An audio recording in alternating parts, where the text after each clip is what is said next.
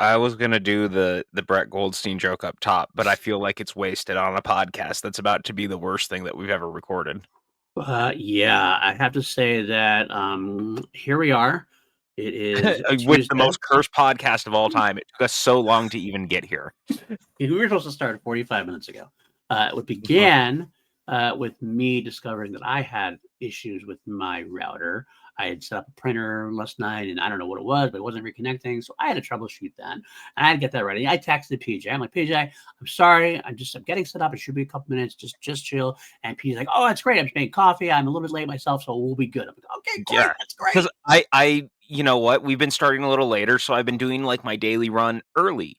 Like I've been getting it out of the way before we podcast, which is great because it means then I get to be lazy before I go to work today. Bingo. And it also gets those, endorphins going. You're ready. You got those mind muscles Well, working now. perfect for this because I need the endorphins so I can tear this thing apart with my bare hands. But so you have your issues. I get upstairs. I'm like, cool. I'm in the office. I got everything set up. Hope is in here with me. We're having a great time, and my router won't go, and my internet won't connect to the computer. So I'm trying to troubleshoot to even get on the goddamn computer and like get on StreamYard so we can do this. My keyboard isn't working because apparently the batteries on my keyboard died. Then Paul's goddamn audio goes out while we're sitting here like trying to get everything together on top of it. Yeah, I started like my mic all of a sudden just dropped out. It happened like twice. I'm hoping to God it. And I tightened the wires and everything else. I'm hoping to God it doesn't do it again. Otherwise, I'm gonna have to start editing, and I hate editing. So God help me on that. This has been a cursed show, and it's going to be a shorter show. I'm not going to lie because we don't have as much time for our usual banter because of all these issues. Starting 45 minutes late, and I have somewhere I have to go to. So I figure an hour and a half, or give or take, is enough to put this franchise to rest. I cannot overstate how disappointed I am. Yeah, we were actually talking about this between technical issues as we were getting set up. Like we both went into this. Like I know I was being hard on this movie last week. Like before we went into this, I was being real grumpy. I was like, I don't want to watch this movie. This is a bad movie. Honestly, I think this movie is the reason I didn't want to cover the franchise in the end. Because I knew we were going to get to it. Like even every bad Friday the 13th movie, I can find something, like fun. I can enjoy it. Same with Halloween. Like even at its worst, it's mostly enjoyable to some capacity. But there's just nothing here. So I really went into this. I tried. I fucking tried, dude. Like I went in and I was like, look, all right, I'm going to go in with an open mind. I'm going to try to give this movie the benefit of the doubt. Maybe it's not nearly as bad as I remember. And yet, not only is it as bad as I remember, it's actually worse than I remember. Yeah. This is a movie that is so bad that the guy who directed it, Samuel Bayer, who is only known for music videos basically to this point anyway, this is the only movie he's ever made. In 15 years, no one has given him another shot at another movie. And It's so bad Rooney Mara doesn't want to talk about it. It's so bad that it killed the franchise. It's so bad that it made me sad last night. It did. It made me sad as well. The funny thing is, I always, when I first watched this a long time ago, I remember I went in, everybody told me how bad it was. And I hadn't seen it. I didn't see it in the theaters. I saw it much more later on. And I came in and I went, I like the Friday the 13th remake all right enough. Like I actually like it even more now than I did before. But it can't be that bad. And I watched it, and to me at that point it wasn't that bad because I had some things I can grasp onto, and because my level was so low. So since then, I was kind of like, and up to now, I was kind of like, you know what? Maybe it isn't that bad. Maybe it's just overhated. And I'm like, I'm going to go into it thinking maybe it's overhated. And I couldn't get out of the first 15 minutes without understanding everybody's hatred and even being shocked that I gave us even a passable grade last time, because it is not even passable. You wanted to. You wanted to so bad. That's the difference. I did. I love this franchise. This is my franchise growing up. But I think I can say Halloween. Yes. I honestly think of the big three, because we've always talked about this podcast. We started as a horror podcast, and the big three were going to be the ones we're going to do. We had to do Michael, Jason, and Freddy. We had to do those three as the kind of the anchor of what we were doing. And I can honestly say that I think this might be the worst of any of the big 3 movies we've recovered. Oh, It's it's at so least Halloween Resurrection is up there, but at least I Halloween would rather watch Resurrection that. At least I get to hear has Busta Busta Rhymes say Rhymes, "trick or treat, motherfucker." motherfucker, Like, I'll exactly. There's take it. something like that. Jason X is Kane so Sackhoff is bonkers. in it. Or not Uh, Jason X, Jason Goes to Hell. It might be bad, but, like, there's some bonkers elements to it that I like where it tries to be Wild Evil Dead and Swings. stuff. Yeah, we have some Wild Swings with that as well. The Freddy glove coming out at the end, that's kind of fun at least. It great, but there's just not okay. I will we have to do when we do franchises that which is again the start of our podcast work. We're going to cover franchises. We were going to do some also one-offs. We've done some one-offs here and there as far as like seasons go. We do kind of connect Yeah. them together tissue-wise. But when you do franchises, you have to be OCD enough to cover. We can't pick and choose. Oh, we're not going to cover this film. We got to cover it because it's part of the franchise. Unfortunately, this is the negative side of that because you get to these films and you know you don't like them, but you can't just not cover them. My OCD would not let me do that. I I have to think the complete the only franchise. I think you're right. I think the only exception to that, and this is just because we've talked about doing Psycho, is like I think you could get away with not doing the remake because it's just shot for shot. So Yeah. it just becomes a really there's no conversation there. You're You you're know not wrong. We you know could what I mean? Like, I would even be more comfortable, at least we if we did like a bonus, like even a 15-minute spiel at the end of it. Like say we just watched sure. it and just to not even do a full episode, but here it is. Well, I Um, mean, I'm sure we could make a full episode out of it we regardless. I could, know we you and probably I, end up we will, tend to and we talk. probably end up will, and yeah, exactly. But at the end of the day, we did cover it, and we it's funny, we have our listeners who love listening to us trash it Paul, sometimes. Paul, sorry. I did this is just it came to my mind because we were talking about it. I found Psycho 3, 4 or 2, 3, and 4 on 4K. Arrow did a Ooh. release and I didn't know about it until recently. I'm totally Oh. stepping on what you were gonna say, but I got so excited that I had to show you because I found Psycho 2, 3, and 4 on 4K and I was so amped because you know how much I love these movies. I do. Especially the second one. So that was I my do gift to too. myself after the last couple of months was I was like, I'm gonna buy these for myself. And I said something about it yesterday at the bar, and a bunch of my regulars at the bar were like, "What the fuck? This is why we don't give money to children. Like, why do you need that?" And I was like, "Do you know me? Like, come on, There's no man." way you're not getting that, Yeah, 100%. 100%. Everyone who knows me well enough knows that I will go to bat for Psycho 2 like it is a masterpiece because it kind of is. Why on the same So, page with you?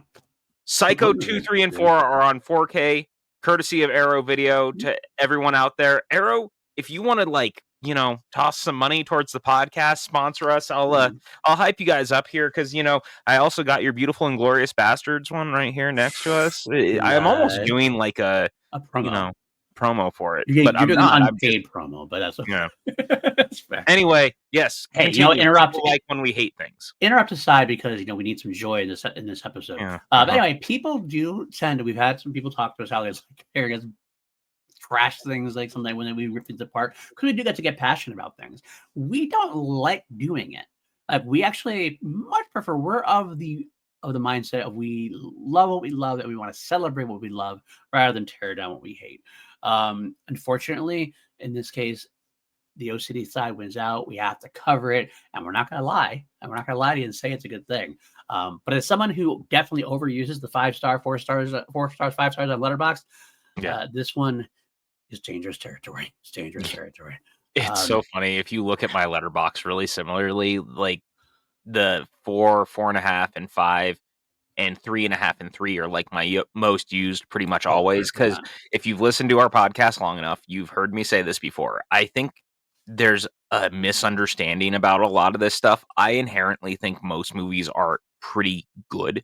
That doesn't mean that they're great, but they're passable. So I argue that most movies are 3 stars or above. Like you have to really be working to go the other direction. Because I can always find things within a movie that elevates it more than I think people give it credit for, whether it's the score, the performance, certain cinematography, whatever. When you move the other direction, You're you're working at it. actively trying to at that point, in my Yeah. opinion. And I know they're not because, like, I know it's hard for a village to like make these movies and stuff. Like, it's not an easy task. I couldn't do this shit if I wanted to. Like, there's a reason I talk about it and I don't do it, right? Right. 100%. 100% same Like, thing. yeah, like, we are who we are. I think the name says it all, but we'll get to that later. But it's one of those things. I try not to trash movies. I don't like doing it because too many people put their time and money in it. Like, someone woke up at 5 a.m. for craft services on this movie. Yeah. Someone was like down in Los Angeles buying donuts and making food for all these people who were going to be working on this movie, no matter how many times they reshot it. Because there's all sorts of fucking rumors about what happened with this movie, that they reshot it like 3 separate times. The story Yeah. didn't come together. You look at this movie and you watch it, and it's clear as day that there was no vision to what they were trying to do. No, there really, or there was too many visions there, and they tried to piece them all together.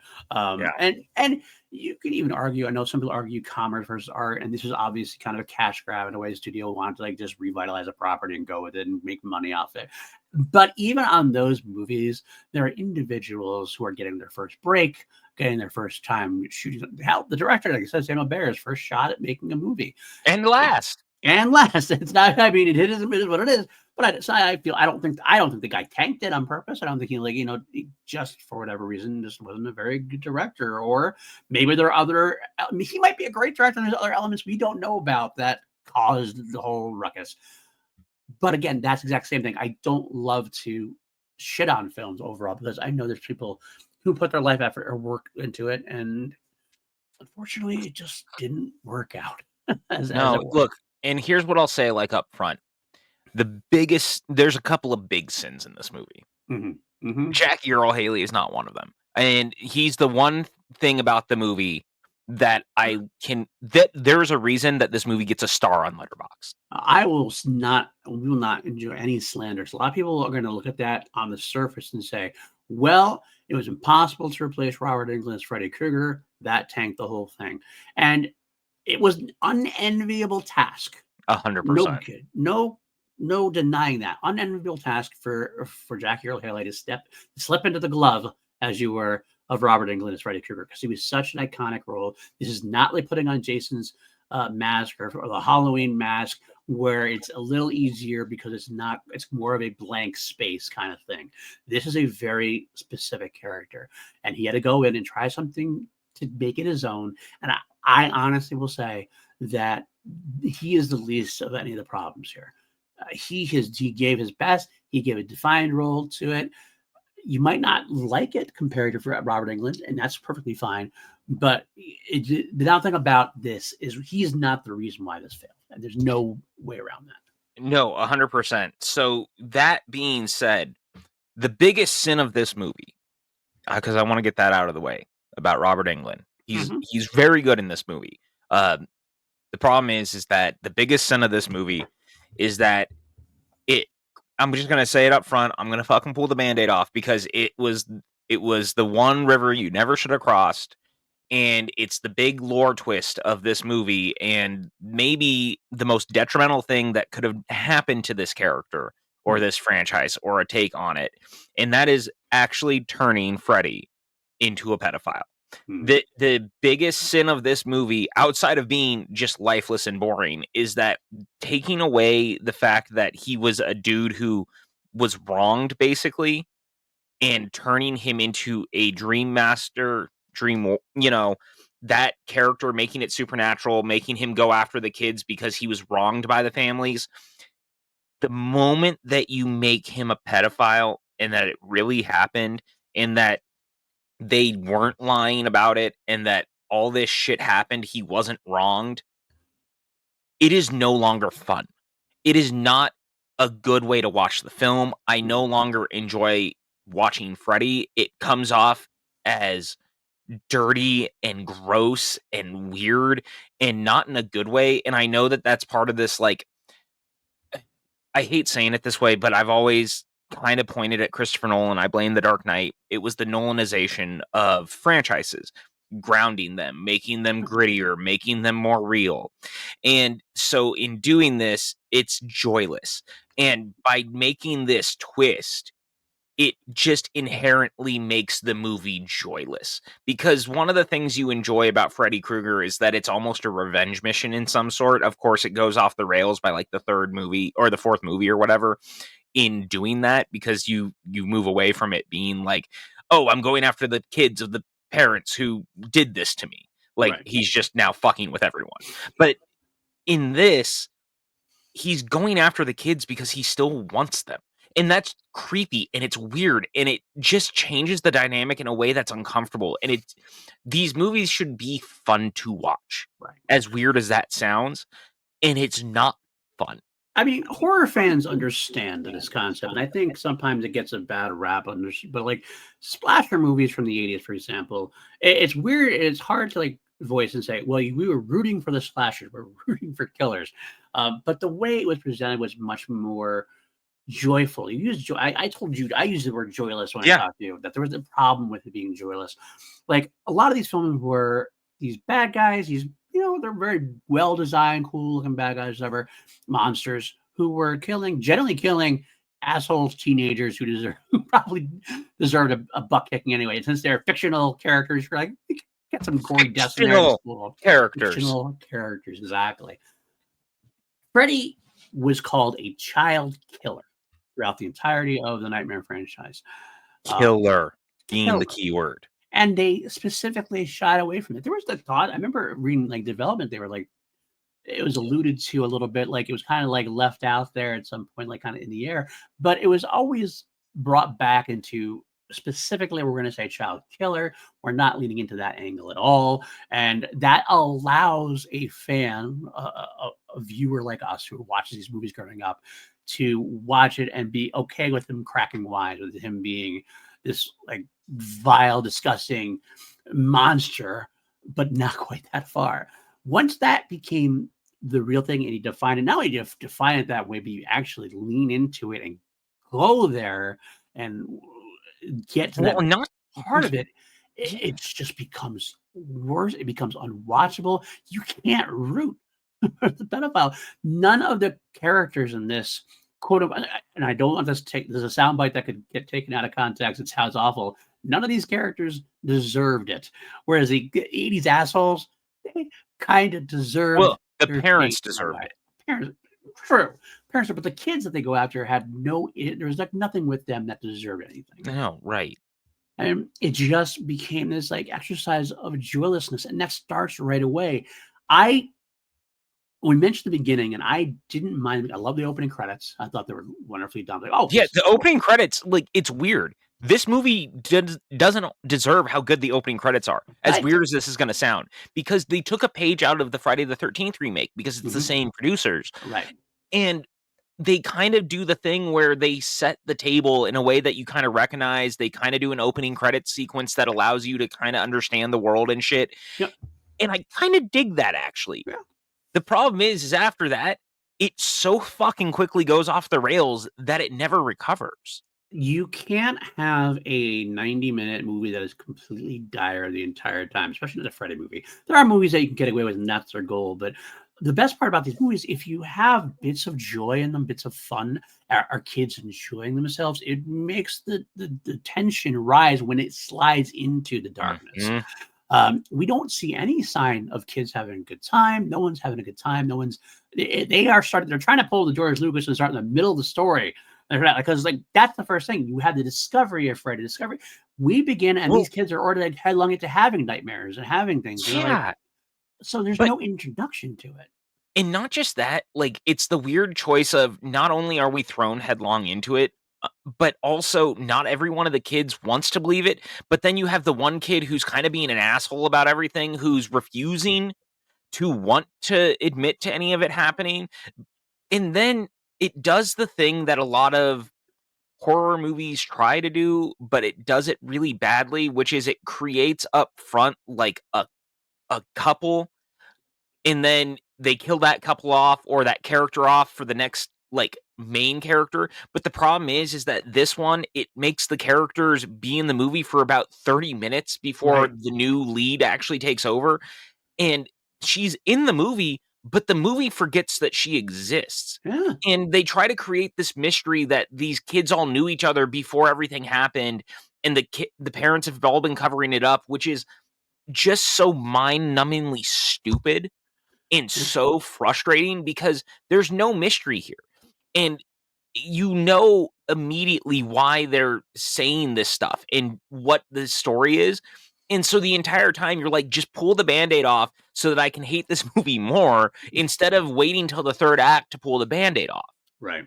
Yeah, no, I totally agree. Like, it just feels like you mentioned, like, I remember Rooney Mara plays Nancy, and Mhm. for Nightmare fans know Nancy. Heather Langenkamp was the lead character and final girl for the first film and had a strong, big role in the third film as well. So you put like Nancy into that role. You see her like as a waitress in the beginning, but it's like you kind of forget, like, oh wait, that's Nancy. That's the one we're supposed to be following, but we're not. We're following these other characters who are going to die early on. And I get they're trying to do the transfer, but the transfer doesn't work that way. It's just like it Well, if works your if it's like an characters were open. likable, it would help, It would and help. none It of would them are help. likable.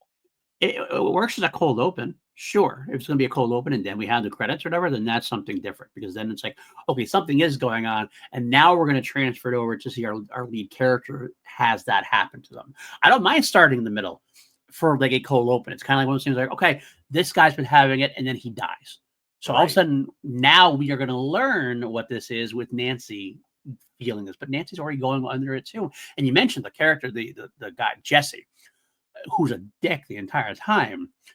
And it makes it work because he's the one that's gaslighting her. He's like, yeah, I don't believe, this is just your dream, blah, blah, blah, blah. And then you discover that he is actually having the nightmare. So he's Mhm. like, and it makes it even worse because, I mean, I get trying to like convince yourself it's not working, but like he's actually acting like she's nuts and has no idea. This is not anywhere near reality, but you are experiencing the same thing. So it makes you even worse of a character. It makes you even worse of a dick. It, Yeah, and it's so interesting because, Thomas Dekker, who I really actually like because I really liked him in Heroes. I really liked him in Terminator: Sarah Connor Sarah, Chronicles. yeah. He's a very good actor, but his character's so shit in this. The whole cast is actually a good cast. Rooney Mara, performer, Connie Britton, Yeah, Clancy Clancy Brown, Brown. Thomas Decker, Kyle Gallner, Katie Cassidy from the CW, from the Even Arrowverse. Kellen Lutz isn't terrible in this. No, he's not The problem terrible. is that, like, honestly, and here's the thing, so the diner thing is so clearly a nod to the 3rd movie, and, Or the fourth one, or yeah. 4th Alice, movie. right? Yeah, Yeah, but, like, it's so out of nowhere, it starts there, and honestly, it would be so much better if it was just Kellen Lutz and you didn't have everyone else involved. Like, I wish it was just him in the diner. Like, yeah, yeah. that would have been so much better. That's kind of like the cold open. I mean, in Right. a way, No, no, yeah, no, it that's what is. I mean, though. I'm Yeah. 100% with you, is that that should have been the move, right? Mhm. It should have been just him by himself, that would have been fine, but that's not what they do. And so because they don't do that, they try to introduce all the characters up front. Kellen Lutz's entire storyline is the basis of the beginning, but gets lost very quickly because of it. And also, that very first dream sequence is kind of where I start to see the movie going off the rails because I don't love how the dream sequences are shot. I There's agree. this weird filter where everything wants to be out of focus, and part of the thing that made the nightmare movies, at least for me, and we talked about this a lot, is that I always knew when something, or I never always knew, I should say, Right. when something was a dream and when something wasn't. Correct. This Just movie makes it a point that you'll always know when one thing is and one thing's not, and I hate that. I hate that so much because the blending of realities is something that is actually so much more fun, mhm. and so by taking that away and dropping that, you're fundamentally changing part of what makes these movies work, and I don't know why that was the choice, and God bless Jackie Earl Haley. He's trying. He He's really is. His Freddy is very creepy sounding. yeah, The dialogue is bad, but yeah. he's trying his best. I hate the look. I hate Oh, the we're gonna about I to get to that. I wanted to throw up before we get to the look. That's why I did love the first appearance by him. I showed him from the back. He has his glove and he started playing with his glove, like his fingers yes. and that. Like that's Freddy right there. That's exactly what he needs to do. It's very England-esque in a way, but uh, then you say the look, and that's the normalization thing, the whole realization. They decided to go, we're going to make a realistic burn victim.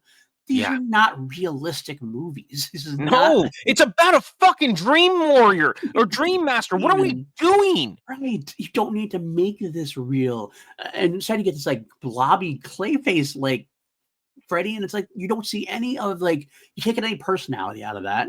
You can't get any, and I don't give a fuck if it's real or not. Robert Englund, you could had such a great moments with his facial expressions and everything else because you could really get into that dream demon. This is like hiding Jackie Earle Haley. And maybe maybe that was the point. Maybe they're trying to hide that it's not Robert Englund, trying to fake it or something. I don't know. But it I works think that they against knew it. the design didn't work because almost the entire movie, he's hidden in darkness. Yeah. Like, you really don't see his face very frequently.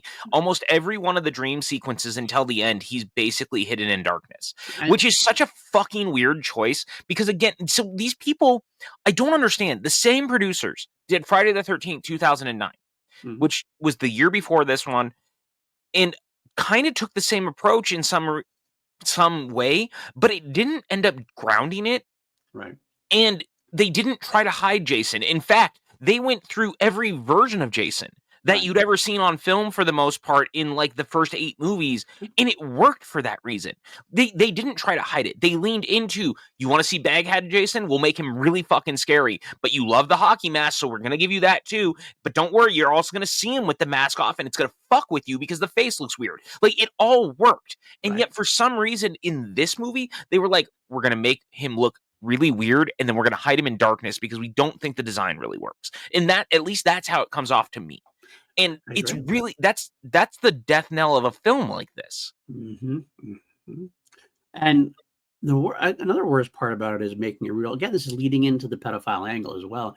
We get to see these like flashbacks with Jackie Earle Haley being Jackie Earle Haley's Freddy, like his when he was the gardener at the school or whatever. And he comes across like how do I put this? Like I don't want to say too because like it's again an unenviable task. Right. But Robert Englund, when we see Freddy as Freddy, always came across like this like creepy. You see the glint of evil there. Jackie Yeah. Earle Haley almost like they want him to be like this innocent guy because they're trying to sell this angle that the kids were lying at some point. They go through this whole thing where we're gonna have a false accusation storyline, the twist to go and we end up not like I almost would have wished I wish they would have go with the idea that it was a false accusation. Like Honestly, yeah, it would be better. it I would hate have to been say it. it would have been interesting. It would have been a twist on it. And you still have the okay, so Freddy comes back because he wants revenge on them who killed him for no reason and killed the kids because they lied about it or whatever. Even though I don't love a false accusation story. I was talking to Lego about this on a podcast on the review podcast. Yeah, you don't let especially in the world today, you don't like a false accusation story because false accusations aren't things that happen. They happen much more in fictional worlds and in like Sure, movies and right. stuff than in real life. It always kind of you build it up. You don't want to build it up in the real world. So I get that argument as well. But in this particular case, the way the story is going, it just becomes this weird thing of like, okay, we're gonna do this as it's a story device they use, which obfuscates the entire rest of the film and makes it more or less like who really done it. And I don't need that mystery in my Nightmare on Elm Street movie. I don't need like No, to guess that he's innocent and like no, and then and the twist is that he's not anyway. So why are we doing this? Like, there's no good comes from that as a story beat. No good comes from any of it. And so there's this whole thing where the parents drugged all of them, and then Connie Britton's character starts telling Nancy, "Oh, well, all these dreams you're having, they're just your past traumas coming back. Like, stop worrying about it. It's just past traumas." And they keep doing the thing where there's lying to the kids, but it's like the more the kids call it out, the parents just seem dumber, and not in a fun way, but in like this is really irresponsible. Like, you guys should be dealing with this head on sort of way. And I know that sounds weird because, again, we've talked about parents across this franchise, right? Mhm. In these movies, a lot of the parents are irresponsible and do stupid shit. Like, you're used to it. That's what it is. But in this movie, it's a lot more unforgiving because this movie is trying to ground itself in such a specific capacity. And so, why the fuck are they not being like, okay, they're talking about him. We should probably confront this head on. Like, what if there is something to what they're saying? Let's deal with it. honestly, this movie might be better if the parents actually got involved. You know what I'm saying? Because Yes, there's an idea there where what if they start getting involved and actually trying to help the kids as the kids are starting to die off? that's a great question. And I that actually makes a lot more sense than what we got. The Right. parents we got are just idiots. They're idiotic. Even if if this was filmed in the 80s, you could almost excuse it because like that's how they were just presented. And Right. this is a more you're trying to be more grounded and real. I don't like the choice, but that's what you're doing. You're going to do that. Commit to it and be more grounded and real. Exactly. It doesn't work with that otherwise. You It- can't have your cake and eat it too. That's right. the problem. And so and again, I have to argue that it's so clear that there's not a full vision for this movie because storylines come and go, like characters come and go. The rules of the world don't really make sense. Huh? We were talking about this actually because I texted you while I was watching it. It had been a little while since I'd seen this. Huh? And there's a moment where one of the kids, Quentin, who ends up being the love interest for Rooney Mara's character, Okay. he's on the Right. swim team. Right. And he's doing this swim team thing or whatever. And Freddy in the real world somehow pulls him under the water to knock him out, to pull him into the dream world to make him see the truth. But there's no basis for this idea that Freddy should be able to do that. Because you're telling me this kid on the swim team just out of nowhere is pulled underwater and knocked out? Fuck you. Like, what are we doing? Right. What is this as an idea? It There's doesn't make sense. They're trying to throw out they threw out the term micro naps throughout the entire thing, and I almost think they were trying to think because micro naps can happen even when you're still awake. That's what I don't know. I don't know if that's a real thing. I have no idea. But Look while it up you're and bother. swimming? But while you're swimming, you're actively swimming. You're in a micro nap. That makes no sense But they whatsoever. also have a shot of him literally being pulled Right. underwater. Like, Right. it looks like he's being dragged. He's Right. struggling. Right, which just doesn't make sense either, unless they're trying to say that that's a dream. Maybe that he got and went to a micro nap, and then that's when Freddy pulls him down. Again, though, is very confusing to your point, which is why if you don't understand that, and I have an answer, but it's not necessarily the right answer. I don't know if I'm right or not. That's my trying to interpret. I'm trying to interpret it. I shouldn't have to try very hard to interpret it at Right. this point for this kind of thing. And it made no sense. It was like you're like, okay, so he's going to drown because he micronapped and Freddy gets into the. It was an awful decision. I don't understand. It made no sense to me to do it that way. There's no No. reason to do that way. Have him And fall and asleep in the car on the way to swim practice or something. Fine. Well, any other thing would have made sense. This does not make. Even if he was just sitting in the locker room and he micronapped and he went into the world. Now, Freddy didn't pull him in. He just went into the world and Freddy was there. That makes more sense. it would have made much more sense than the way that they handled it. But also, so then the entire thing is Freddy creates the dream where he watches what really happened play out? Like, what? What why Yeah. is this a thing? Like, what I don't understand. It just it makes no sense. And here's the thing. Okay, so is that what really happened? We don't necessarily fully know. Even if Freddy was guilty or Right. innocent, how does he react? If he's guilty, doesn't he react a different way? I don't know. I mean, looks like he's innocent, and they killed him for being whatever for whatever reasons. At the same time, though, the false accusation thing doesn't fly for me because why? Even the kids, they're just finding out that this might have happened, or whatever. This is their past trauma is coming. He sees a dream presented by the guy that's been murdering his friends, murdering his people he knows, tried to like attack him at one point, and he just assumes, and but now he just assumes that it's not like it goes into his head and he's like, oh, well, maybe he was innocent. Maybe this is why he's doing what he's doing. That's awful if that's the case. But he like commits 110%. He starts yelling at dad. He's like, this is awful. They were innocent. He was innocent and we fucked up. Oh my God. This is, and like he commits to it. Why does he assume that full on thing? Like, it doesn't make any sense to me. Freddy's an unreliable narrator at best, and the guy who's murdering your friends is an unreliable narrator. I'm sorry. But also to your yes, you're 100% right. Like why would you buy into that? Why make this a whole thing? But also, why is that the thing that Freddy decides to do? To this point, he's been killing the kids, right? So why is that the moment Right. that he's like, "Actually, I'm not gonna kill this one. I'm gonna let him watch me die instead." Right. What the fuck? For what reason? What's the reason? Yeah, exactly. Other than to What's make the yourself motivation? feel innocent, I guess, only to get them to show up at the school and then you go, "Oh, but actually I really was a pedophile."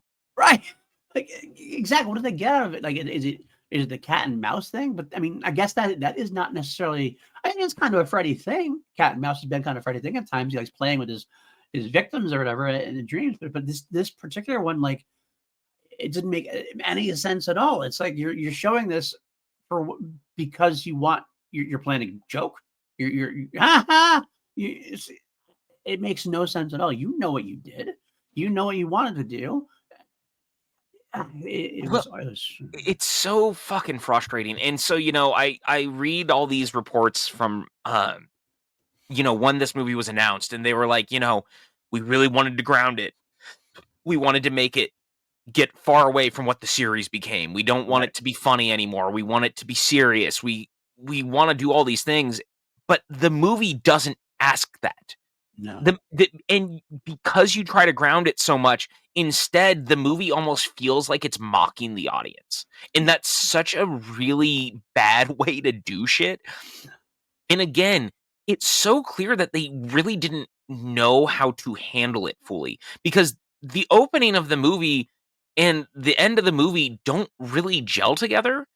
Like ultimately, and everything that kind of happens in the middle, it happens and it kind of works, but not really. Because again, the commitment to all this is that he's really just a pedophile. Yeah. And I've never said that word so many times in one conversation before, and it's just such a jarring thing to keep saying out loud because it doesn't work. No. It totally undermines the movie. It undermines the audience, it undermines the character, it undermines every character in this because at the end of the day, there's all these things in these movies where Freddy is kind of like weirdly flirting with the final girl and saying shit, but we talked about it actually with New Nightmare. Like there's actually like weird sexual tension Yeah. in that regard. And that works because the idea is that he didn't do that. And Right. now he's this creepy dream demon that he's feeling repressed. And Right. so his rocks are getting off killing them, but also kind of like flirting with them and being weird. And so you kind of accept it for that. Right. I mean, I think you're absolutely on the mark with that. And I think the filmmakers completely underestimated the fact that, like, yes, we rooted for Freddie back in the day to a degree, but it's not like we were rooting against the final girl. We liked Nancy. We liked Kristen when they were winning. Like, we understood the formula. We wanted to see Freddie kill some teenagers who are assholes, do it in cool, creative ways, get our gore fix, and like get the special effects in there. And at the end of the day, Nancy's gonna win or Kristen's gonna win, and we know that, and we're okay with that. That's what we go for. We go for a little bit of the formula. Like, you don't have to be completely.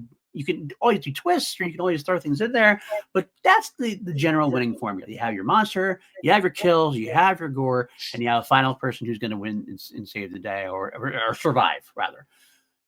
It's like they wanted to take this and go, well, we want to change this. We want to make Freddie even worse than he was and worse than he was. And we want to make it so you're rooting against him entirely.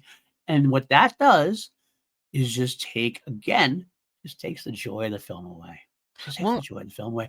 And not only that, let's be honest. Was there even a good kill in this one? no, and actually, No. to your point, right? So not only is there not any good kills in this movie, what a fucking sin. There's Right. not a single memorable good kill.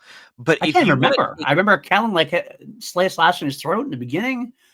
I yeah, kind of remember like that's it. I don't look. I watched this movie last night, I watched and it a I couple days ago. barely remember. That's bad. I mean, I'll say this: they try so hard to recreate the murder with Katie Cassidy's character Right. of like the room murder in the original. Yeah. Oh yeah. Yeah. Oh yeah. That's And right. it's I remember that. awful. It's awful because so this movie does something. Actually, let me get back to what you were saying first. Then I will get to this part. in order for this movie to be more joyful, if you wanted to take all that away from Freddy, you need to make the characters good. And that's the other sin of this movie, is that I don't give a fuck about any of the characters. I I don't know who don't they like are. any of them. They're so boring. They all just seem sad and defeatist, and there's no character, like, not a single one of them stands out. I don't believe them as a group. They don't want to work together. They none of it makes sense. None of it works. And because none of those characters work, and Freddy is so evil and so just terrible, there's nothing to enjoy about it. Anchor. You don't have to anchor into at all. Right. So that being said, talking about all this, the kills are so boring. The rest of it doesn't work because of this. So even without fun kills, where is the fun in the movie? The I fun know in the that sounds movie, fucked up, but, like, there's nothing to grab onto the in quote this. unquote fun in the movie is them trying to recreate Nightmare on Elm Street's greatest hits. They try to They copy do and the paste. wall. They do the wall. They do the Kitty Cassidy's death. They absolutely note for note try to recreate the iconic Freddy glove coming out of the bathtub between Rooney It's Mara's bad. legs, and like all that They does. also do We the said it "Welcome to my before. world, bitch." Welcome to my world. But yeah, we've talked about this before, and it's all hinges on whether you're a good movie or not. All you did the entire time was remind us of a much better movie. And like the shot for shot, you talk about Psycho shot for shot. That shot for shot version made it even worse. You're kind of just like, I've At seen least this do your own before. version. Right.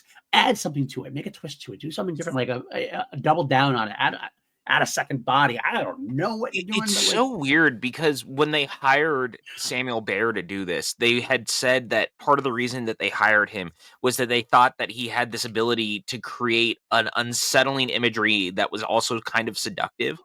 I get none of that in this no. movie. There's nothing at all that is seductive about this. There's nothing about any of it that kind of captures its own spirit, and that's the problem. Is, like, to your point, and I think this is kind of where I was going. In trying to recreate that stuff, at least make it stand out in its own way. And Yes. because they don't, the movie becomes, here's where I was going with that, is that it also becomes weirdly reliant on jump scares. And I know that that's actually a common complaint about horror movies nowadays, but this is actually maybe the most egregious version of it. The original Nightmare on Elm Street is not a jump scare heavy movie. It's No. actually a movie that's very reliant on making Tone. you think, and, like, it's more the, is it real? Is it not? It's about the imagery. And this movie goes out of its way to just do the, something pops out of screen, loud sound. Something pops off of the screen, loud sound. And it does it over and over and over and over. And that includes the Katie Cassidy death. Because Mhm. every time, like, it's loud and boisterous and in your face, but it's not fun. And there's not actually, it's actually worse because it's bloody, or it's bloodless. There's no blood until she Right. falls on the bed, Right. which is then weird because then they try to recreate the bed sequence from the original, but backwards, where blood comes out of the ceiling and drops Nancy on a bed, but then there's no blood. Right. Yeah. Is that them trying to do a twist to make it their own? I don't know, but that's not the way. That's not the way to do it. That's what you're trying to do because it just Because makes it stupid. so it's so funny because, I talk about this a lot, and we've never actually covered this franchise, and it's one that I'm sure that we will get to, obviously, but it's the Evil Dead movies. Right. And this is actually one of my common complaints about Evil Dead 2013, which is a movie I know people love. If you love horror movies, it's super fun to watch, don't get me wrong. But the problem is that I run into similarly is that I find it mostly joyless. And that's a weird thing because the Right. Evil Dead movies are inherently very joyful and, like, splatter films. Even the original has, like, a cheeky charm to it that makes it not feel super sinister the entire time. It's fucking terrifying, but it's not sinister. 24 or 2013's is also joyless. Right. But the one thing it does very well and continues to do is it understands that the franchise fans of this movie want to see blood. They want to see crazy kills. They want to see fucked up shit. and it That's leans in on it. yes. This movie, on the other hand, moves the other direction, and instead of being in our face and, like, making stuff memorable and making stuff stand out, everything feels tame in Yeah, comparison to things from the '80s. it's That's a forgettable. problem. It's forgettable.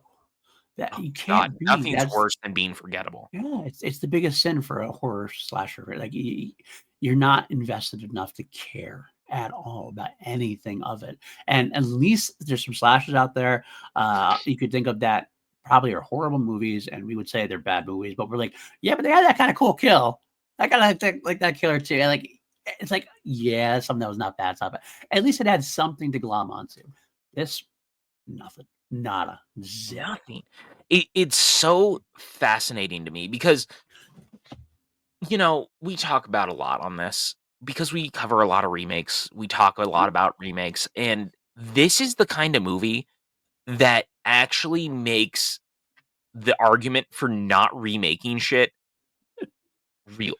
Yeah, Because 100%. this is the kind of movie that just has no personality, it has no drive, it has nothing happening under the hood. It's actually just not fun. And I know we've said that a bunch, but, like, it remains true. And the fact that it's so forgettable, the fact that the characters are so bland, the fact that the story doesn't really work, the fact that you make this weird lore twist that goes against the nature of the entire franchise to this point. And it's not even about, like, it's not that I get mad that you do stuff like that. I very predominantly have talked about on this podcast. I'm actually team lore changes. I'm always team doing I don't even necessarily call it a retcon a lot of the time when something new is revealed, right? Right. And we move a franchise in a new direction, whether it's The Last Jedi, whether it's Kingdom of the Crystal Skull, like things like that do shit like that. That's inherently going to happen. Mhm. It's about how you do it. Like, I don't mind in Halloween 4 that we find out that Michael has a psychic connection and can have that with a family member, Yeah. whether it's a niece or his sister, whatever. Totally fine with me as long as it works Right. versus the fifth movie where that shit goes too far. Right. Right. It's Absolutely. all about how you handle it. This movie's entire existence hinges on the fact that he's actually a pedophile. And again, there's that fucking word again because we're just dealing with it over and over and over again because this movie wants to beat you over the head that, look, man, he messed with these kids. And then his entire existence is about how Nancy was his favorite and how he still wants to fuck Nancy. Why is that your character beat? Why is that the thing? That's a great question. That's a great question. I don't. It, you made it. I mean, it makes sense. Is what I said earlier. I'm going to repeat what you said in a different way. What I said earlier is like Sorry, I you am. can. No, no, no, no, no, no, no, no, no, no, no, no, no. It's not because you said it in a much more better way. My simpler version is if you make a good, fun, joyful movie, you can get away with almost anything, and that is what this film does not do. It concentrates on too much on lore changes for lore changes' sake, and every decision they've made goes down the wrong path. It becomes less. It becomes more about being a drunken cover band trying to like, cover a legendary band and doing it badly, and no one has fun on that. No one has joy out of that, and it ends up trying to focus on the wrong things, trying to focus on the pedophile angle, trying to focus on the dirty, grimy angle. When at the heart, horror movies, while people who love horror movies will always kind of say they love horror movies, they love being scared. It's the energy rush, it's the excitement of it. It's and they laugh after they jump scare. They laugh at it afterwards. We laugh at horror movies because we're having a good time and we're having love. This does not do that. And anyone doesn't allow us to do that. It just keeps hammering down on the negative side of things. And there's nothing for us to go, oh, I like that. Oh, nothing No. to hang on to, nothing to hang our hat on to. No, and it's so fascinating because this movie actually made money. People went Yeah. to see it. It actually had a decent enough marketing campaign that pushed this thing to almost $120 million at the box office worldwide. Mhm. 64 million or something bout was just here Yeah. globally or domestically. And this movie was made for like $35 million. It was probably more than that, honestly, with the reshoots and shit, but still. But that was the reported budget. And you watch it, and I don't see that money on screen. Not at And all. the fucked up thing is that I kind of said it earlier, but like this movie is so bad, even though it made money, they never made a sequel. They Mm. never did anything. It's totally stalled this franchise out. It's completely killed it. It's been 15 years since this movie came out. Yeah. Time has not been kind to it. It's only made things worse. And And unlike Jason, Friday, who we have also talked about and has had rate issues, we have not seen a film Jason since 2009 as well. But at least Jason is in active development, and they're trying to right, make things work. We have we have a game that did. We have a series that's in development. We've had talks about things. We have not even heard a whisper not a fucking of a peep new Nightmare. The only thing we have ever heard since the 2010 version is that Mike Flanagan, one of the greatest horror directors of our time, wants to make. has had an idea to pitch, didn't know who to pitch it to, and that's it. That's all Yeah. we've heard. I mean, And Robert Englund would do an animated thing. That's that's pretty much it. It's really fascinating because you look at so many movies. Like, look, man, Clash of the Titans Mm, was a really poorly received remake. 100%. Uh, same producing team, weirdly Yeah. enough. It made money and they still managed to make a sequel out of it. Mhm. It is Mhm. baffling that in 15 years, this is the longest since the original movie came out, that it has been since we have seen Freddy Krueger on screen. And that is wild to me when we have had how many Halloween films? I mean, we God. just had a Halloween trilogy end. A Halloween trilogy. Yeah, like, I mean, not just, but I mean in the last few years. Yeah. And that was not including the Rob Zombie films. That was not, you know what I'm saying? Like The Michael Rob Zombie Myers, films were made at the same time as the Jason and this Freddy movie, yeah, like a year, like right around that same time, and yet we've had 3 Halloween films since then. A couple of Texas Chainsaw Massacres. We've had at least development on Jason stuff. Nothing. And how can you get away with that? How can you own this IP, own this product, own a character like Freddy Krueger, who was probably the biggest effing thing in the world in for a couple of years in the 80s. Probably the most iconic slasher there is potentially. I mean, I'll throw up Michael out there, I'll throw up Jason out there, but Freddy's probably the one you get remembrance of. And you do nothing with him. fuck, dude, Chucky just had a 3-season TV show too. Like, And a remake and and like yeah, and it's had, I mean, there's 7 of those movies. yeah. And that's not a dig because I like the Child's Play stuff. Like, Yeah, that's me not a too. dig, but the point of the fact is that they have found a way to continue that franchise. Right. This movie is so bad that no one wants to touch the property again outside of Mike Flanagan. I Maybe he'll honestly get the chance, maybe. now that he's doing Exorcist, if his Exorcist does well, because there's another franchise that is in desperate need of, like, vision and a Right, shock to the system. If right. he can make audiences give a shit about The Exorcist again, there's every chance that someone at WB goes, "He has a Nightmare pitch." I hear it. I Well, mean, because we he's working with also him right now. He's right. doing Clayface. Absolutely, working with them right now, and I know at one point, depending on what the rights, I do hear there's some rights situations. Obviously, he didn't know who to pitch it to. Example, I know that Blumhouse has wanted to do a Nightmare story as well Yeah. at some point, so maybe they can get involved. Get Flanagan, Warner Bros., get them all involved. Get them sit down and share and say, "Here's my pitch.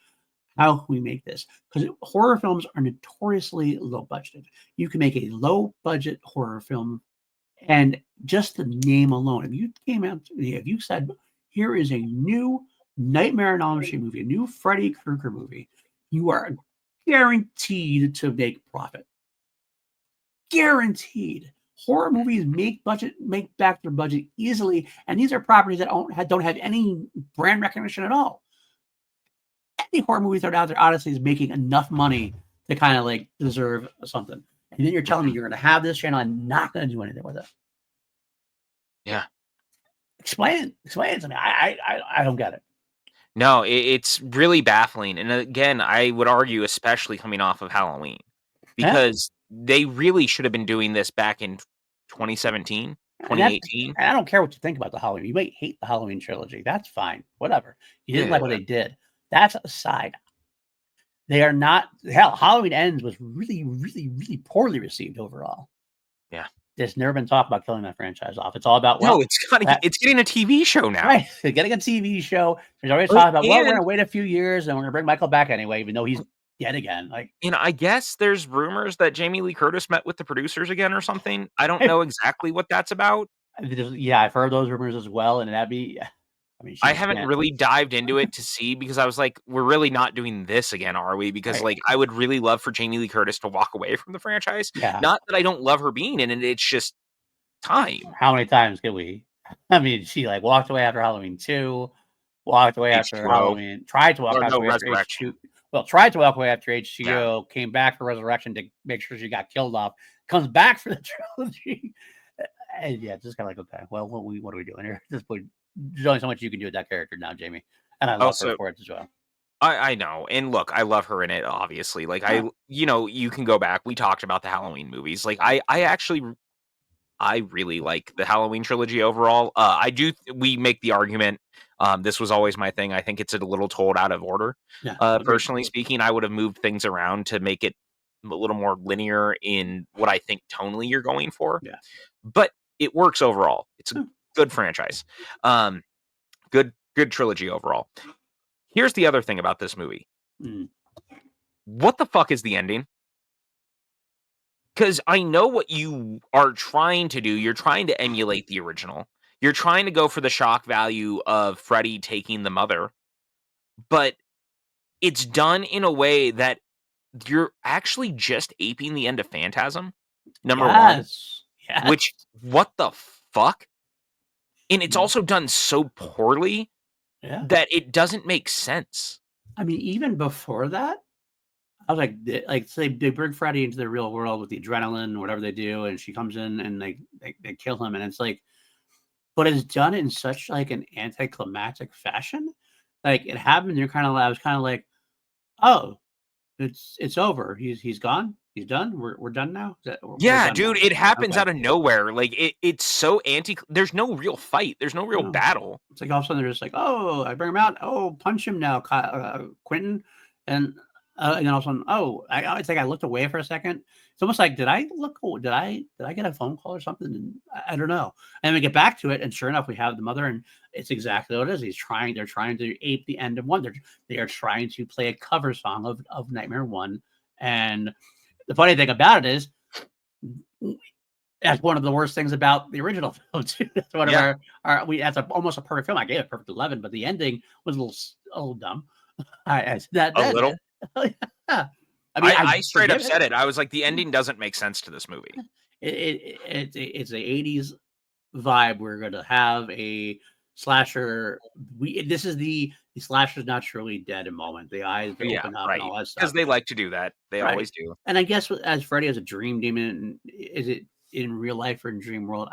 I don't know. But she's not micronapping. The mom's not micronapping because she's not staying up. So it doesn't make sense with what you're trying to say in the entire film before that. In Nightmare 1, you can kind of get away with it as like the recovering alcoholic. Maybe she was sleeping and maybe it was a dream anyway. We just said no. But like Right. this is just handled so poorly that I'm kind of like, I threw my hands up at that point. I'm kind of like, okay, yeah, we're done. I guess you're done. We're done here. Well, and it's just, once again, it's just so fucking out of nowhere in this, because they don't build to it. And again, this is that thing I said earlier. This movie doesn't have any tension.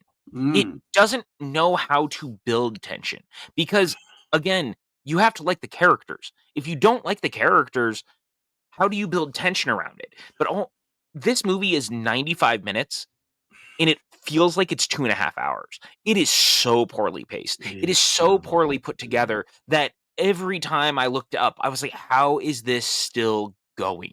I don't understand it. I can't. Yeah, they tried to have this tone, and I said it before when we first started. I understood what they were going for with the tone. they were like they wanted to make it dark, gritty. They want to take away the comedic side of Freddy had definitely run its course, and we Well, said I that mean, during we Wes talked about Craven's that New a lot Nightmare. in Freddy's Dead, Right, right? And Wes Craven's New Nightmare, because Wes Craven's New Nightmare actually did that too. It was a much scarier Freddy. It was not the Right. joke cracking Freddy, but they Which is did it right. which is why it's so funny when you read what they were talking about, right? In why they wanted to do this. Right, Brian Fuller and all, or not Brian Fuller, but the guys who produced this, right. Brad Fuller. Bad Fuller, right, right, But you hear them talking about it. You see these quotes, you see the things they say, and it's like, but we did do that. right. It Wes was called New Craven did that. Nightmare. Like, I don't understand why now you think this is the route to go, because we've done that and it worked. The truth of the matter is the best balance is Nightmare 3. Right. We've said that That's before, where yeah. it is. You need Freddy to be a little wisecracking, a little funny, but also demented. In Right. this movie, again, it's not even that he's demented at this point. He's actually just creepy in a bad way. It's not fun to watch because you're watching some guy who just wants to have sex with children. Like, that's not fun. And here's exactly what it is too. Form, who was the other guy, one of the other producers, Fuller and Form. I read this on Wiki. Yeah, actually, I had a quote. The pair also explained that Nightmare on Elm Street would have a different tone than their Friday the 13th remake.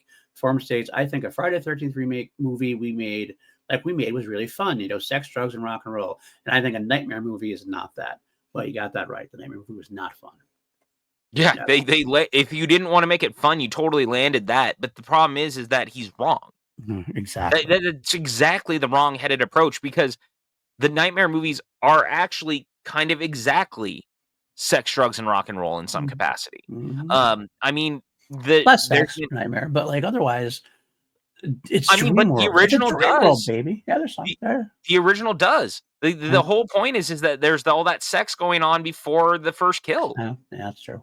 Yeah, absolutely. And there is some throughout. There's some little bits and pieces, and Yeah. Freddy's always I joked mean, about one of that the kind of movies stuff before. starts like it's fucking body heat. That's right. I forgot about that. I didn't. Like, I one did of these forget that. movies straight up starts like it's body heat, and you've got all these, like, weird clips of two people clearly having sex, but it's done in, like, an artsy sort of way that you're seeing different shots, and it's coated in blue, and you're like, "Oh, look, there's legs. Oh, look, there's boobs. Oh, look, here, hey." And it's just done like it's trying to be. Mhm. I'm not saying that this franchise hasn't clearly gone off the rails. This movie's not body fucking heat, but Right. still, like, you're just sitting there going, "What is happening?" There is personality to these movies, man, and to strip the personality away means you inherently don't understand the franchise. Right. Not all this stuff is meant to be the same. Right. It's not. And And it's definitely not supposed to be realistic. This is not a real life serial killer murder story. Not at all. This is not supposed to be that. And to pigeonhole a fantastical story like that, a fantastical story. At least when Nolan does Batman ground, you're like, okay, Batman is the superhero without superpowers. We can kind of gear that towards a more realistic superhero storyline or whatever. I get Nolan's approach on that. I don't necessarily love it. I want to see comic book Batman now, like more than anything. you and I both. I'm I'm I'm so done. tired of grimdark Batman. Like, I'm fucking over it. Man, that's I know we disagree about the Flash, but seeing Ben Affleck in like the gray and blue swing on like with the That's one of motorcycle the and better stuff, things in the movie. that was like I was like, oh, that's the Batman I want to see now. That's the fun Batman I want to see. But I digress. To do that to a fantastical storyline like that, it just doesn't work, and it makes it again for the millionth time. I'm sorry to be repetitive, joyless, It's joyless. joyless. It is. It's just straight up joyless. So there's not. Here, the thing is, we never say this, but like, there's not a lot to talk about in a movie like No, this. no, The fact that we've made it an hour is actually kind of an accomplishment, and that's considering up top we really bantered for about 15 minutes talking I about know, literally anything else. I know. But the truth of the matter is, this is a bad movie. It Mhm. is. It is objectively, and I never ever use that as a term when it comes to film. I find that all film is subjective Right. until you run into movies like this. There's a few of This is them. objectively a bad film Mhm. made by people who do not understand the franchise. They may have Made had the best of intentions. I yes, think they had intentions were pure, but they just don't understand what makes this work or and they went and made every wrong decision they could have made. it every step feels like a misdirection. Everything feels like one step forward, two steps back. By the time the movie's over, there's nothing to say. There's nothing of note. The only thing of note is that it's so bad that it's killed the franchise. And that's not a good thing. Like, Mhm, again, there's a reason that Samuel Bayer has not worked again. mhm, mhm. I mean, he's made music videos since, but no one has hired him to make another movie. Right.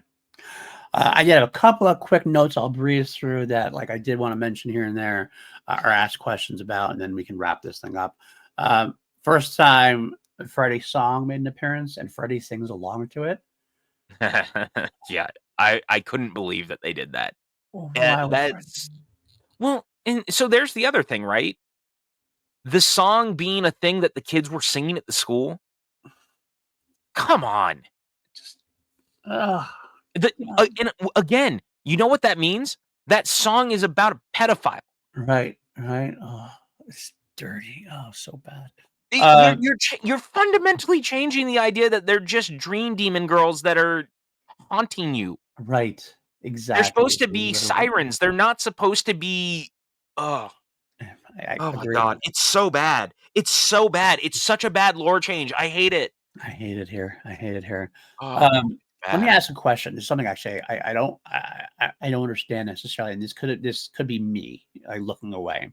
Mhm, When Nancy is looking in the garage mhm, through the whatever, she finds the dress with the holes cut in it. mhm. Now, was that a dream or was that really there? Because No, that was really there. if that's really there, why would you have kept that dress? They kept all the pictures too. Why would you have kept any of that? Yeah, Like, again, the parents are fucking stupid in this. what it does not. If you, if this happened to me, if I was a parent, I would not keep that. I wouldn't want any reminders of it ever. I would toss it, I'd burn it, never else. But especially when your kids have forgotten and you are burying them and you are still keeping that. You're keeping all the shit from the past that you're trying to hide. Why is that there? They're the dumbest parents in a very dumb movie. They are the But dumbest parents. I was kind of like, if that was a dream and you discover it in the dream, okay, that I can excuse it a little bit. But like, I so if I'm wrong about that, but you're saying I'm right. So No, you're 100% right I because again, they held on to all that stuff.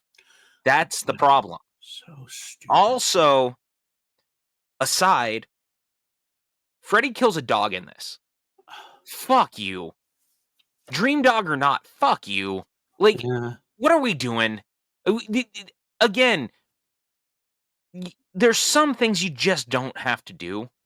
It's actually the same misstep that Evil Dead 2013 makes. Mm, But Freddy killing a dog on top of everything else and then lightly joking, I was just petting him. right. That was Fuck the you. joke. The joke made it the worst. I mean, let's be honest. We do have Michael Myers who eats dogs. No, no, no. Yes, Michael Myers. Right. That works for that. But this with the joke in there, that's not something that works. It's just unnecessary. Yeah. It's done for shock value. Stop killing dogs for shock value. Yes. Or else I'll go John Wick on your ass. Yeah, there's an entire franchise about killing dogs. Let's see. I think there's one minor thing I got a blip of enjoyment out of, and I was briefly seeing Marcus Yoon, who was Mhm. in Friday the 13th, 2009, and Yeah. he's on the video screen being the guy who had got dealt with stuff, whatever. But again, what's funny about that is it reminded me again of a better film. That's the movie I want to watch. Yes, that's what I want to watch too. I don't know what's going on with that, but yeah, that's all the notes I have at this point. I apologize because we've gotten repetitive. Our trashing just gotten repetitive because it just kept coming back to the same thing because that's what we kept thinking of when we were watching this film. For 90 minutes, we ourselves kept coming back to the same things over and over again. Because Joyless. that's the thing that movie kept showing us. Yes, exactly. In And so many ways, it could have gone the right way, and it chose left, and it just It's bad. It's real bad. It should feel bad for being as bad as it is. Yes. And I have to give us credit. This is a kind of weird thing, but we've been talking about it for a little bit, and I wanted us. The world is changing, and so too must the name of the podcast. And because we reached this point, I knew what going in, this was going to be a conversation that was not mediocre. It was going to be farthest from mediocre. We are actually going to be changing the name of the podcast. You guys will find out the new name next week, but it'll still be the same concept. But we're moving on from being the two mediocre white dudes on film because we are very clearly not mediocre. We might be white, but we're not mediocre. And, in 2025, maybe being the white dudes on film doesn't sound as good as it probably should. We didn't really, it was always supposed to just be a joke. Right. And people side eye that a little bit, and that's okay too. I understand it. So, here we are 3 years on. It seems like a good time to lay to rest. This movie is so bad. It's killing the It podcast. changed the name of our podcast. It killed the name of the podcast because we cannot be mediocre if we're going to actually take an axe to a movie like this. Absolutely. Because we were very precise in every argument, in every cut that we made, everything that happened. This is real talk. We were very good at destroying this movie. So we are not, in fact, mediocre. We are moving on. We are evolving. Next week, you find out the name of the new podcast. And to be fair, nothing else is going to change about us. It's the No. same two guys, same two mission. We're just kind of rebranding a little bit. We want to be a little more we want to socially aware. Socially aware. We want to be more what we want to be. We don't want the name to be involved with anything. Just like, let's just be who we are and have joy in watching films. Sorry, 2010 Nightmare. There's very few movies that we can look at, Annabelle, that really stand the test of time about how much we enjoy things. Halloween 5. That just really, our mission remains the same. We want to bring our love for movies to you guys, the people who watch and listen. So that won't change. The URL won't change. The name is going to change, but same bat time, same bat channel. Like, we're going to be here. We're going to be doing this. And I'm really sorry. I'm really sorry that for an hour and a half almost, we were miserable. But that's how that movie made us feel watching it. Was miserable. My soul left my fucking body watching this movie. I was texting you. Yes. I try not to text you while we watch this shit. And I was like, I'm angry. Like, I'm just actively angry at the movie. It has joined the annals. You mentioned him, Annabelle. You mentioned him, Halloween 5, The Final Destination. Oh, God, The Final Destination. My ultimate enemy. Absolutely, all of them. But done. We hate it. We're out of here. We're going to try to find something new, exciting. And let's talk about that. We're going to do something new next week. Dylan's New Nightmare. We're actually going to close this franchise out right. Yes.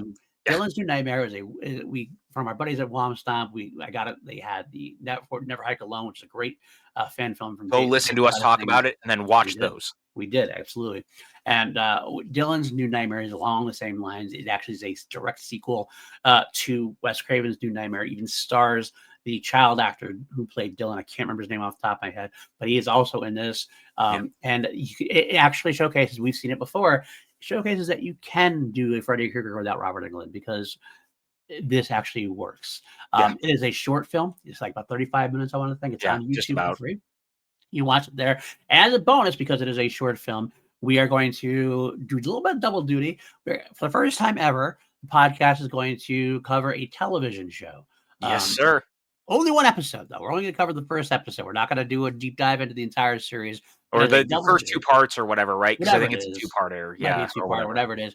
Freddy's Nightmares was a TV series I did actually in the 80s with Robert Englund as the main character. It was mostly an anthology-based storyline with Freddy kind of coming in the beginning and end and capping and stuff. This one, he was crypt keeping, exactly. But the first episode, the first arc, whatever it is, actually involves like some Freddy Krueger stuff and like original stuff. Directed by Tobe Hooper, a classic horror director. So we figured we'll at least watch that arc and watch Children's Nightmare and do just kind of a back and forth kind of thing on it, throw it out there as a bonus for making you listen to us be ranting and raving this week. We'll give you a bonus for next week and go from there. But before we do that. Oh, I was going to say, and then on top of that, I just want to announce it because I want us to be positive. Actually, you know what? Let's rate it. Then I'll do the rest of the announcement after. How about that? What I was saying. That's exactly what I was going to. Perfect. I love that. To bed. We're going to rate this film on a scale of 1 to 11 because we always turn things up to 11 here on PLD Project. I'll give us the rundown. Nightmare on Elm Street from 1984, we both gave a perfect 11. Nightmare on Elm Street 2, Freddy's Revenge, we both gave a 6. Nightmare on Elm Street 3, Dream Warriors, we both give it 11. Nightmare on Elm Street Part 4, The Dream Master, I gave an 8, you gave a 7.5. Nightmare on Elm Street Part 5, The Dream Child, you gave an 8, I gave a 7.5. Freddy's Dead, The Final Nightmare, I gave a 5.5, you gave a 6. Wes Craven's Nightmare, we both gave a perfect 11. The only franchise that we've seen so far which had 3 perfect 11s from both of us. So Nightmare on Elm Street 2010, my friend, where are you landing? I think it's pretty obvious where you're landing, but go ahead and shoot your shot. I know we can't give anything a 0. So it's getting the lowest rating I don't think I've ever given anything a 1 on here, but it's happening. It's getting a 1. It's that bad. I don't think I've ever done that. I'm trying to look back. Let's see. You actually gave Halloween Resurrection a 1. Okay. Well, you know what? Retroactively, Halloween Resurrection deserves like a 1.5 in some capacity. 1.5? Yeah. I'll bump that up now. That's fine. I'll be here. You consider that bumped up.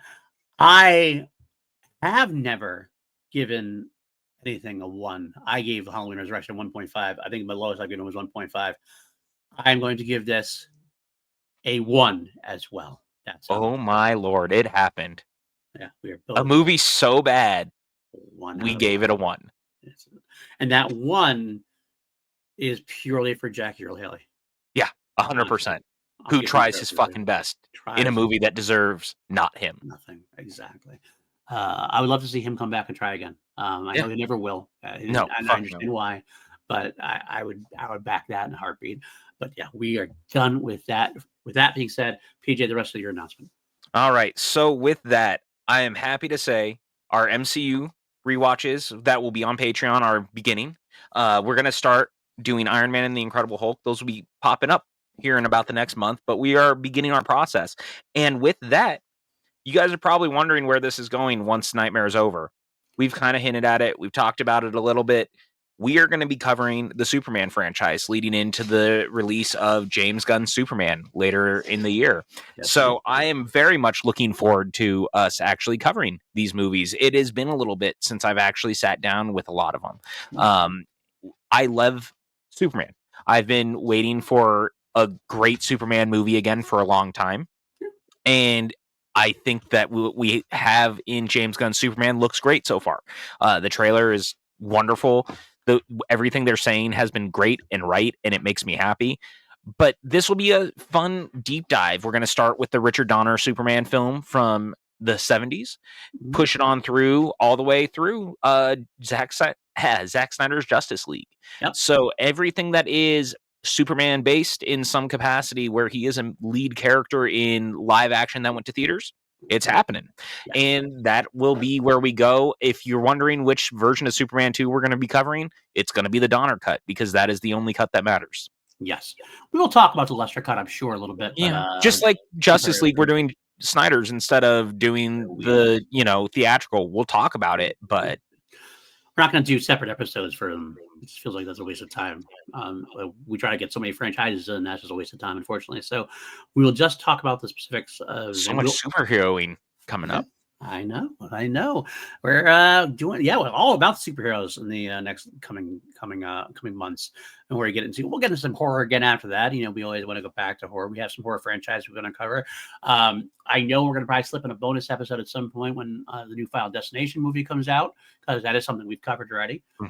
Basically, that's also what we do. The Conjuring later in the year. The Conjuring is another one. Whenever we do a franchise, we always like to kind of catch up on ones when they come out in theaters, and that's definitely the final Conjuring film. So we're going to cover that for sure. Thanks, Zaslav. Yeah, wonderful. Also, for all of our listeners, if you have not gone yet, I must implore you and beg you to go see The Monkey. Please, for Yes. the love of God. I want this podcast to end on a really positive note. So let's go ahead and do that. If you are here and you love horror movies and you love having fun and you love smiling and laughing and being horrified all at once, I implore you with every fiber of my being to go see The Monkey. We could actually cover that in a Stephen King adaptation season. Oh, 100%. I mean, unfortunately, we already did The Shining and Doctor Sleep as already things, so they wouldn't be included. We're not going to do those again. But there's plenty of adaptations of Stephen King's movies that we could get to pick and choose. Also, we could do Creepshow. We could. That's the best thing too. We don't have to talk about the worst ones, since we're not doing the entirety. Because that's a King adaptation, we would take 2 or 3 years to cover every King adaptation. So And there's already a podcast dedicated to that. You don't need us to do it. We can choose like 8 of them. Some of our 8 favorites to go through and go from there. That's something I definitely think we'll do in the future for sure. I'm excited about it. For sure. I have to say, I thought my review of The Monkey when I sent it to you and Jeff in our little group chat pretty much summed it up, which was just me in all caps saying The Monkey with an exclamation point 60 times, I think, was like just my review. It perfectly aptly, it was the review because I actually just copied and pasted and used the same thing later on. It might not be original, but it did speak my heart. So right, it is the most fun I've had in the theater in a long time. Actually, horror's in a great place right now. Also, Hard Eyes is fucking wonderful. I did not get a chance to see that yet, but I do want to. Yeah, like there is some great horror out right now, and I think this year is actually looking real good for horror movies. So, like, it's really nice that I hated this movie so much, but that we had 2 great horror movies already, and I actually really liked The Wolfman also. I don't think it's nearly as bad as a lot of people say. I don't think it's nearly as good as The Invisible Man, but its heart is in the right place. So there's a lot that I liked about that one too. But God, please go see The Monkey. It's like, what if Wes Anderson made a Final Destination film? It's bad, and you said that to me. I'm like, that absolutely exactly what it is. 100%. You got to get on board. As long as you get on board with the unhinged binge of it, the unhinged excitement of it, it's the incomplete insanity. It's definitely comedic horror, which is a little different take than what the Stephen King short story was. But it works in every possible gleefully way. sadistic in the best way. With some great cast members, and I was totally blind going in knowing who was in this movie. 100, and I'm not going to tell you who. Yeah. Go into this movie as blind as you can, honestly. The opening alone, when I realized who was in it, I was like, are you fucking kidding me right now? And it just sets the stage for the entire movie. And Theo James is stupid good in this. Yeah, he really is. He really is. If you've ever read the Dresden Files books, dear listeners, and I know you have, I actually leaned over to my bar mom while we were watching it, and I was like, oh my God, he's Dresden. Like that, he needs to be Dresden. They need to do a Dresden Files TV show, and he needs to be Dresden. Because much better than the one they did before. Right, but Theo James is the guy. I think he'd be perfect in that role. His voice in that, he sounds just like James Marsters when he does the audiobooks. Yes, he really does. You're absolutely and so right. I was like, oh my God, and he kind of looks like him. I was like, oh my God, he's grow his hair out. Grow his hair out a little bit, and he'll be good to go 100%. Maybe bulk up a little bit too, maybe a little bit, but otherwise, yeah, absolutely. I loved him, and I think he'd be great in it. Speaking of which, Dresden Files book is finally complete. No release date yet, but the new Dresden books is coming. Shit, really? He has finished the book, and he is coming soon. So I can't wait. We're in the last 5 books, so yeah, exactly. Can't wait for it. I've been following this for a long time. So, all right, PJ, where can the folks find you? You guys can find me all on the interwebs at PJ_Campbell, wherever social medias are sold. Honestly, Instagram and Blue Sky, that's kind of where I hang out. You can find me here. We're going to be doing the thing, talking all the movies and stuff like that. We got a full docket for the next year. We've been talking, and we're getting going. But apologies for how dire this podcast was today. Absolutely. I'll say that again. We apologize for the the direness of the podcast, but it is what it is. You can find me on Blue Sky. Generally, that's where I go. I'm not someone who goes very, very. Unless I have accounts almost everywhere, but I generally stay on Blue Sky unless somebody links me somewhere and I go there. But otherwise, you can find me all over the podcast. Obviously, every other week we do this. here. Our show, which our soon to be renamed show, Mediocre White Dudes on Film, which again I'll throw it up there because I had Jacob Patrick. The name's changing, but this is the thumbnail for what's coming on Patreon exclusive. Our Patreon exclusive, our YouTube members exclusive as well. If you join the YouTube membership, which you can do on this channel by hitting join, you'll get that as well. We will eventually, I say exclusive, we will eventually be putting it on the podcast on the main feed, the main channel, but we're talking months. Yeah, it's going to be a little while, honestly. Right. We're going to wait. We're going to finish phase 1, and then we'll evaluate where we are before we move on to phase 2. We will eventually put them on here, but if you want to get it sooner than later, that's where you join us at patreon.com/PLD Projects or on the YouTube member. Some great people already there, and Austin Cadell is on there, Brandon Buckingham, really great people, great chat, some other exclusive stuff, some early access stuff as well. We do my Crown Jewels Queen podcast I do every week. It's the sister YouTube channel, the same audio feed. I talk about Queen songs, chronological order, going through the entire catalog. I do Lego with Lego, and we're looking at the V franchise in new and exciting ways. We review. We're on the 2009 remake right now, which is we're hate watching that at this point. I'm not gonna lie. Sounds like what happened here. It is exactly what happened here. But we'll be getting to some fun, the Big Finish stuff with them as well. We're gonna do some looking at that. I am so proud of you. Look at you listening to Big Finish audio dramas like I've been begging you for so long. I know, there it is, baby. I know. Look at you. You're such a fancy little asshole. I'm so proud of you. Also, I'm going to say this out loud for everyone to hear. Dude, you look so good. I am so proud of you. You've been like putting in the work. The fact that you've lost so much weight, you're doing the thing. You look fucking good, and you should feel good, and I want everyone to hear that. You know what? I appreciate that, dude. And likewise, I don't want to just sound like I'm kissing ass, but you have been putting in the work as well. You talked about running beforehand and everything else. You are a stud, and you know it. You should know it, and we are kicking ass together. I'm so mad that you're married. I'll